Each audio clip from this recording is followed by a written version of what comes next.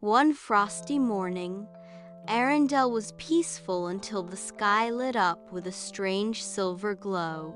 A trail of sparkling frost stretched across the horizon, pointing toward the distant Silver Mountain, a place no one dared to go. Elsa felt a pull in her heart. "Anna, that glow, it's calling me. I think magic is in danger." Anna's eyes lit up. "Then let's follow it." Every adventure starts with a mystery. Olaf bounced happily. "Ooh, does this mean snacks on the way? Because I packed marshmallows." Kristoff hitched Sven to the sleigh. "Looks like we're headed for another snowy quest." As they traveled, the air grew colder, even for Elsa. The trees sparkled with silver ice, and strange snowflakes shaped like stars floated down. Suddenly, a pack of frost foxes with glowing eyes leapt out of the snow. Anna bravely swung her lantern, while Elsa created a protective ice wall. With teamwork, they gently calmed the foxes, who turned out to be enchanted guardians. "They're not dangerous," Elsa realized. "They're trying to warn us." The foxes dashed off toward the peak of the mountain, so the friends followed. At the top, inside a glittering cave, stood a giant crystal pulsing with light, the frozen heart of Silver Mountain. But it was cracking apart. Beside it was a mysterious figure, a shadow queen of ice, with hair as dark as night and eyes as cold as stars. "You cannot stop me," she hissed. "Once this crystal shatters, I will steal its magic and cover the world in endless frost." Elsa stepped forward. "Magic was never meant to be taken by force." Anna held Elsa's hand. "And you'll never win when sisters stand together." The battle of frost and light. The Shadow Queen raised her staff, sending a storm of sharp icicles. Elsa spun a shield of ice, while Anna darted forward, distracting the queen. Olaf rolled into a snowball to trip her, and Kristoff blocked her icy blasts with Sven's strength. Elsa and Anna then combined their powers, Elsa's icy magic with Anna's warmth of heart. Their bond created a dazzling blizzard of light and snow that surrounded the queen. With a cry, the Shadow Queen vanished into the ice, defeated. The crystal slowly healed, glowing brighter than ever. The mountain released a shower of sparkling snow that drifted gently back to Arendelle. Olaf spun in circles. "Woohoo! Best snow shower ever!" Kristoff smiled. "You two saved not just Arendelle, but the world." Elsa hugged Anna. "No magic is stronger than a sister's love." Anna grinned. "And no adventure is complete without marshmallows." Together, they returned home under the silver glow of the mountain, their hearts full of courage and joy, ready for whatever mystery awaited next. Long ago, in the kingdom of Lyria, there lived a curious young princess named Seraphina. Unlike other princesses who loved gowns and jewels, Seraphina spent her nights gazing at the stars. She often wondered, do stars keep secrets? One chilly night, while looking through her golden telescope from the castle tower, Seraphina noticed something strange. A single star was twinkling brighter than all the rest, and it seemed to be moving. The star shot across the sky, leaving a silver trail, and then it fell into the dark wood forest. Filled with wonder, Seraphina knew she had to find it. She wrapped herself in her cloak, sneaked past the guards, and rode her white horse Lumos into the forest.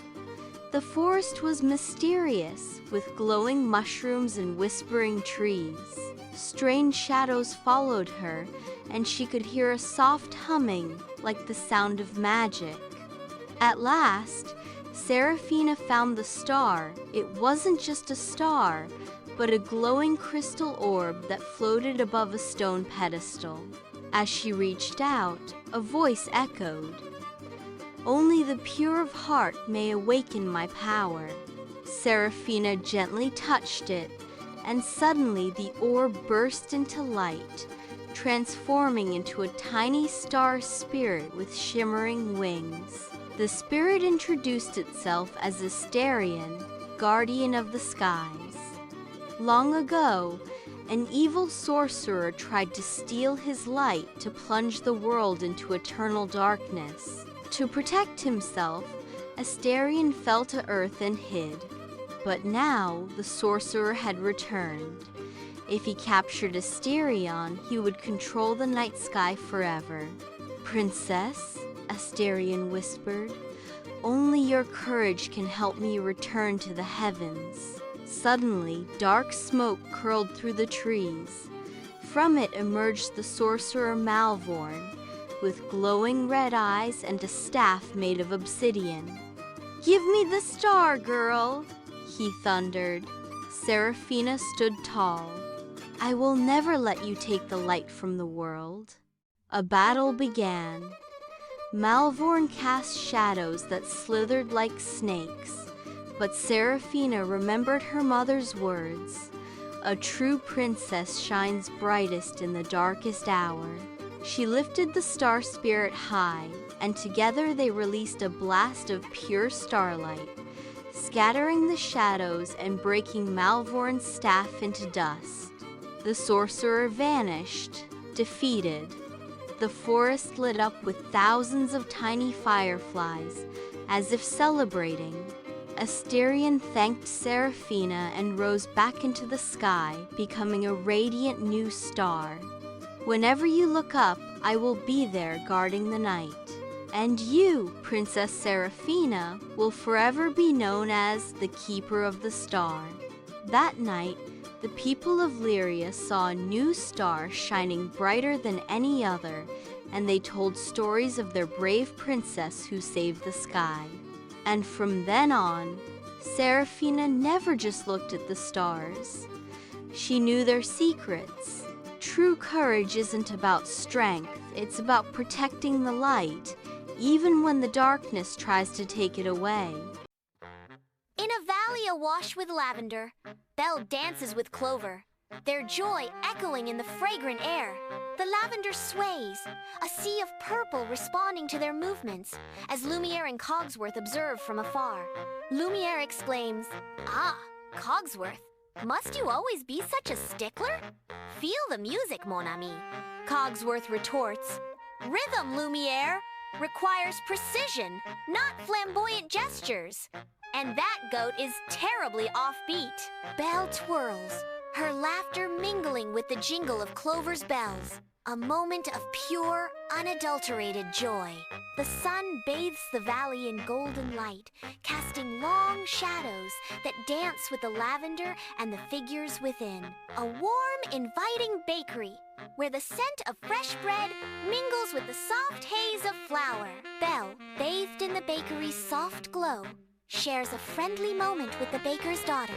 A playful trio of gossiping geese adds a whimsical touch, pecking at Belle's boots.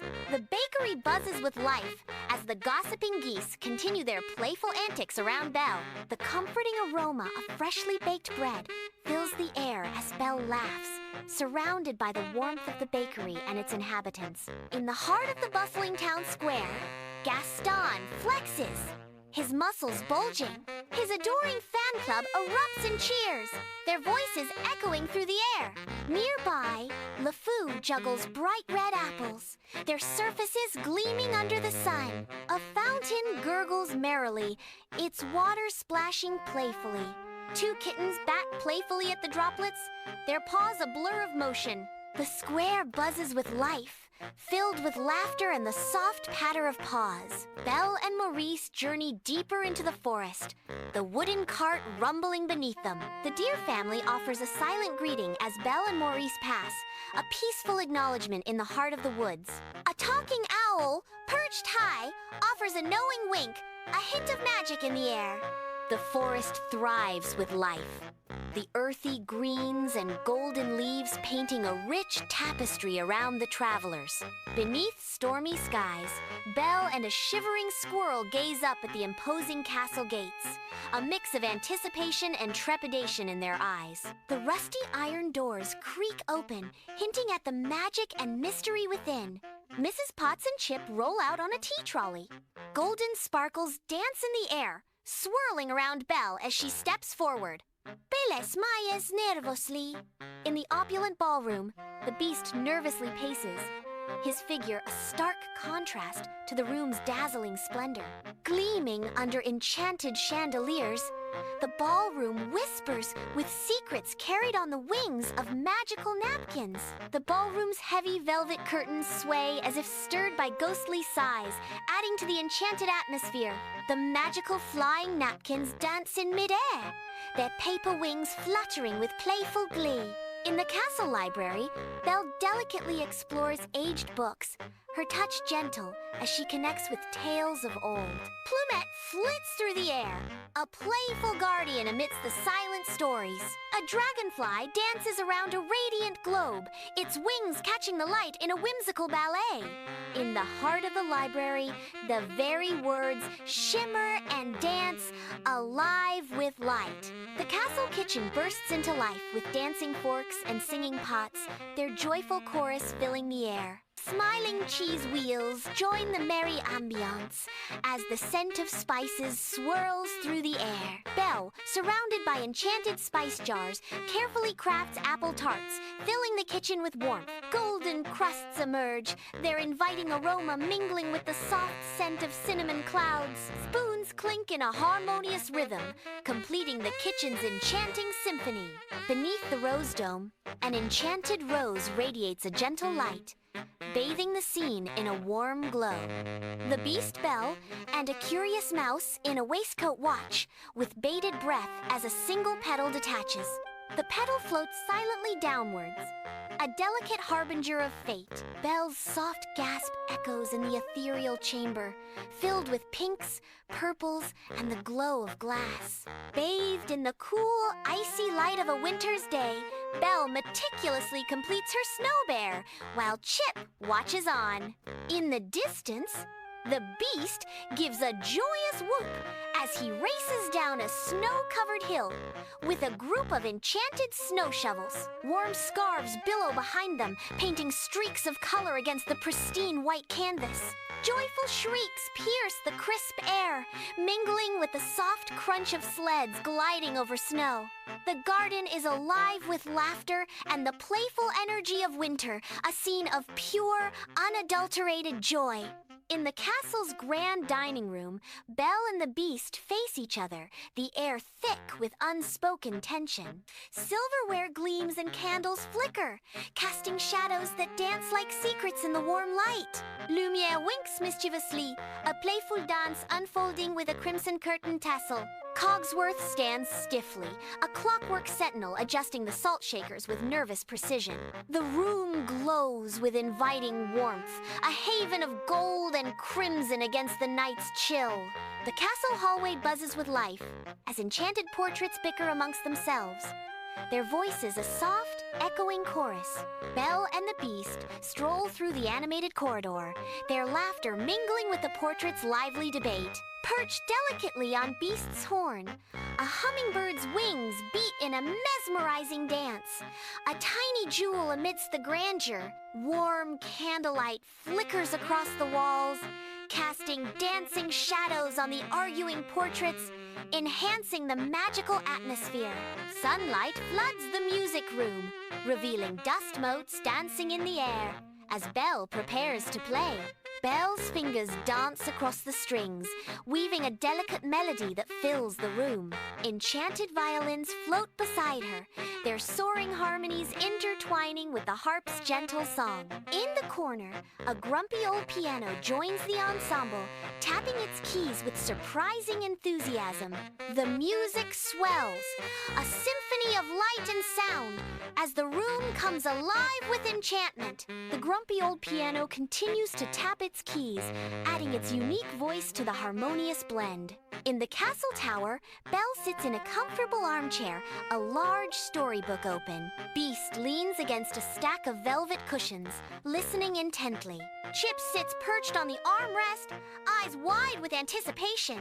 A fluffy owl perches sleepily on a nearby stand, its eyes half closed. Soft blue moonlight streams in, bathing the scene in a snug and peaceful glow as Belle reads. In the hushed silence of the Rose Dome, the final petal descends, sealing the beast's fate. Belle clutches the beast's paw, her gaze a poignant blend of hope and trepidation as she confronts the unknown. A circle of enchanted objects, Lumiere, Cogsworth, Mrs. Potts, and Chip stand in silent vigil, bathed in an ethereal glow that heralds a profound change. A sudden surge of golden light floods the chamber, signaling a magical transformation that promises to alter their destinies forever, as cheering hearts are all around. In the village square, the beast undergoes a magical transformation into a prince, bathed in an otherworldly glow. Belle's face radiates pure love as she witnesses the miraculous change, her eyes reflecting the ethereal light. The villagers erupt in joyous cheers, their faces illuminated by the vibrant, colorful fireworks exploding above. Gaston, in a surprising turn, amuses himself by teaching dance to a flock of geese amidst the festive celebration. Once upon a time, in a kingdom full of twinkling flowers and rainbow-colored trees, there lived a kind and curious princess named Lila. She wore a crown made of shimmering stars and loved to explore the palace gardens where butterflies whispered secrets and flowers glowed at night. One sunny day, while playing near a sparkling lily pond, she saw a talking frog sitting on a golden lily pad. He wore tiny glasses and held a glowing wand. "Hello, Princess Lila," said the frog. "I am Prince Theo. An evil spell turned me into a frog. Only a promise made with a kind heart can break it." Lila gasped, her eyes wide with wonder. "What can I do to help? If you promise to be my friend and share your laughter with me, the spell may break," the frog said, his eyes hopeful. Princess Lila smiled warmly. Of course, everyone deserves a friend. She gently picked him up and twirled with him around the garden, laughing with joy. Suddenly, sparkling magic dust swirled through the air. The wind shimmered in colors of pink, blue, and gold. The frog glowed brightly, and in a flash of light, poof, Prince Theo stood before her, dressed in a suit made of silver leaves and golden thread, his wand shining with kindness. "Your friendship broke the spell," he cheered. The sky lit up with glowing fireflies and rainbow fireworks. The magical garden sang a tune as flowers danced and trees clapped their leaves. From that day on, Princess Lila and Prince Theo became the best of friends. They created a magic school for animals, where frogs could sing, turtles could paint, and rabbits could fly on leaf kites. And they all lived happily ever after in a kingdom filled with magic, kindness, and color.